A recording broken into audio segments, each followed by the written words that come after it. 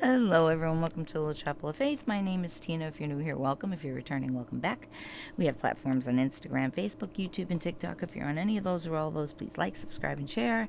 We are here with the readings from the Diary of Saint Faustina.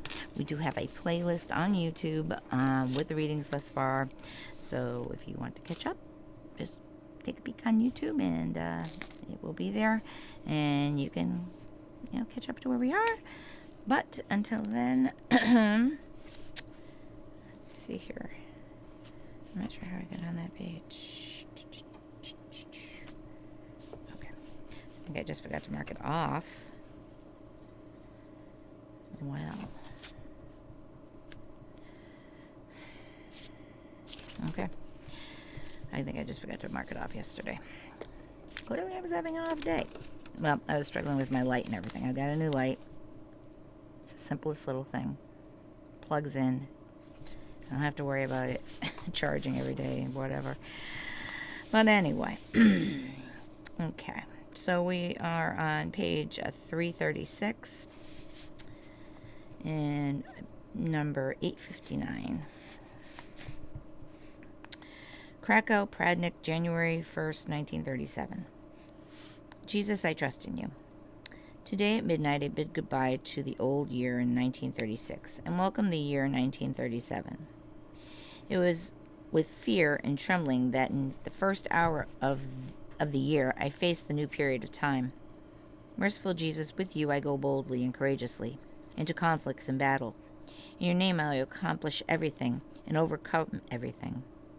My God, infinite goodness, I beg of you, let your infinite mercy accompany me always and in all things.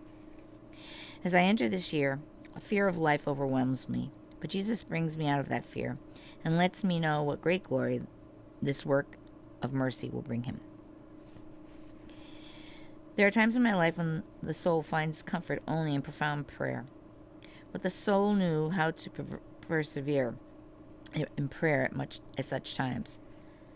This is very important.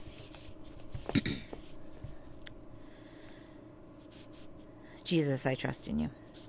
Resolutions for the year of 1937. Day 1, month 1. Particular examen remains the same, namely to unite myself with the merciful Christ. That is, what would Christ do in such a case? And in spirit, to embrace the whole world, especially Russia and Spain. General resolutions. Strict observance of silence, interior silence. Number 1. Number 2. To see the image of God in every sister, all love of neighbor must flow from this motive. 3. To do the will of God faithfully at every moment of my life, and to live by this. 4. To give a faithful account of everything to the spiritual director and not undertake anything of importance without a clear understanding with him. I shall try to clearly lay bare to him the most secret depths of my soul, bearing in mind that I am dealing with God himself, and that his representative is just a human being, and so I must pray daily that he be given the light. 5. During the evening examination of conscience, I am to ask the question, what if he were to call me today? 6. Not to look for God far away, but within my own being, to abide with him alone. 7. In suffering and torments, to take refuge in the tabernacle and to be silent. 8. To join all sufferings, prayers, works, and mortifications to the merits of Jesus in order to obtain mercy for the world. 9. To use free moments, however short, for prayers for the dying. 10. There must not be a day in my life when I do not recommend to the Lord the works of our congregation. Never have regard for what others think of you, for human respect. Have no familiar relationship with anyone. Gentle firmness toward the gifts, girls, boundless patience. Punish them severely, but with such punishments as these, prayer and sacrifice. The strength that is in the emptying of myself for their sake is for them a constant remorse and the softening of their obdurate hearts. 12. The presence of God is the basis of all my thoughts, words, and deeds. 13. To take advantage of all the spiritual help, to always put self-love in the proper place, namely the last. To perform my spiritual exercises as though I were doing them for the last time in my life, and in like manner to carry out all my duties. January 2nd, 1937. In the name of Christ. Oh, how great it is your name, O Lord. It is the strength of my soul. When my strength fails and the darkness invades my soul, your name is the sun whose rays give me light, and also warmth, and under the influence the soul becomes more beautiful and radiant than in its splendor from your name. When I hear the sweetest name of Jesus, my heartbeat grows stronger, and there are times when, hearing the name of Jesus, I fall into a swoon. My spirit eagerly strains toward him.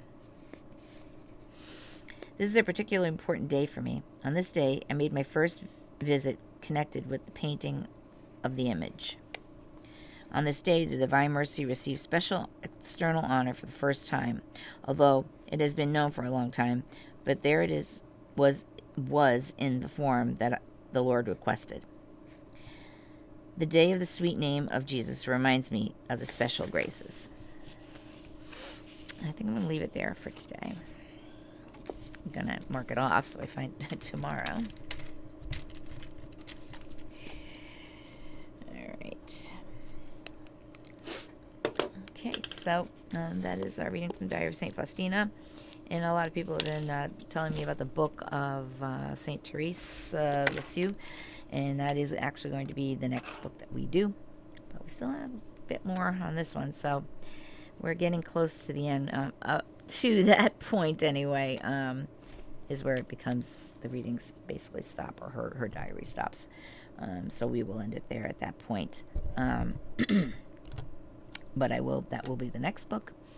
So I'll look forward to that. But until then, I hope you are having a beautiful day. Be well, be safe, be kind. The weekend's upon us, and we will be back Monday for more readings. Until then, I hope you have a beautiful weekend. We will still have things posting up on our pages, so keep watch. But until then, have a beautiful weekend. Be well, be safe, be kind. God bless us all.